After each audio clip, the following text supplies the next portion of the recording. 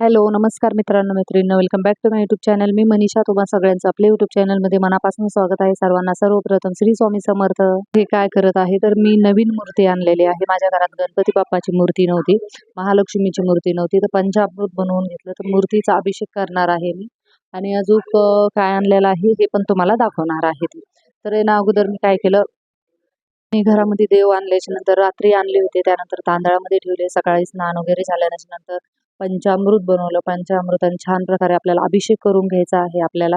तर अभिषेक कसा करणार आहे मी तर हे दाखवते. तर पहिले ना श्री सुक्तमचं पठण लावलं आणि पठण लावल्याच्या नंतर आहे ना गणपती बाप्पाचा अभिषेक केला. त्यानंतर प्राणप्रतिष्ठा केली आणि मग त्यानंतर गणपती बाप्पाची स्थापना आपल्या देवाच्या घरामध्ये केली. आणि मग लक्ष्मी आई आहे ना, लक्ष्मी आईची पण आता छान प्रकारे अभिषेक करून घेते. तेच आपलं सेम श्री सुक्तमचं पठण लावलं आणि त्यानंतर अभिषेक करून घेत आहे बघा. दही, दूध आणि चंदनाचं पाणी.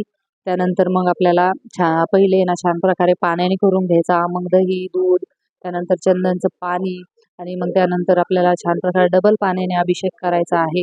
त्यानंतर छान प्रकारे ना असं मळवट भरलं होतं बघा लक्ष्मी आईला.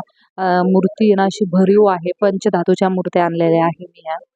तर आहे ना इतक्या छान भेटले ना बघा ह्या मूर्त्या. आई हे आपलं लक्ष्मी आई आहे ना बघा, तुम्ही इतकं छान दिसत आहे ना, मळवट वगैरे भरलं. माझ्याकडे ना काय झालं, सेल्फी स्टँड नाही आहे ना, म्हणून आहे ना मोठ्या स्टँडला व्हिडिओ लावलेला आहे, त्याच्यामुळे एवढं क्लिअर दिसत नाही. आता त्यानंतर गणपती बाप्पा आणि लक्ष्मी आईची स्थापना केली. आता त्यानंतर आहे ना आपल्याकडे कमळगट्ट्याची माळ आणली मी आणि श्रीयंत्र आणलं. तर या श्रीयंत्राचा पण छान प्रकारे अभिषेक करून घेत आहे.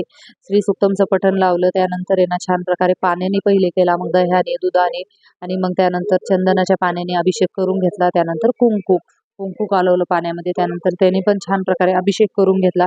तर अशा प्रकारे तुम्ही बघू शकता श्रीयंत्र किती उठवून दिसत आहे बघा कुंकामध्ये. इतकं छान दिसत आहे ना कुंकवामध्ये श्रीयंत्र, खरंच खूप सुंदर दिसत आहे. आता अभिषेक वगैरे झाला आणि त्यानंतर मग आता आपण जी मूर्ती वगैरे आणली होती, मूर्ती, श्रीयंत्र यांची स्थापना झाली. त्यानंतर आहे ना आता श्रीयंत्रावरती कुंकुम अर्चन करून घेते. कुंकुम अर्चन केल्याच्या नंतर आपल्याला छान प्रकारे आरती वगैरे करून आपल्याला तुम्हाला आजची देवाची पूजा दाखवते आणि देवाघरामध्ये कशा प्रकारे स्थापना केलेली आहे हे पण मी तुम्हाला व्हिडिओमध्ये दाखवते.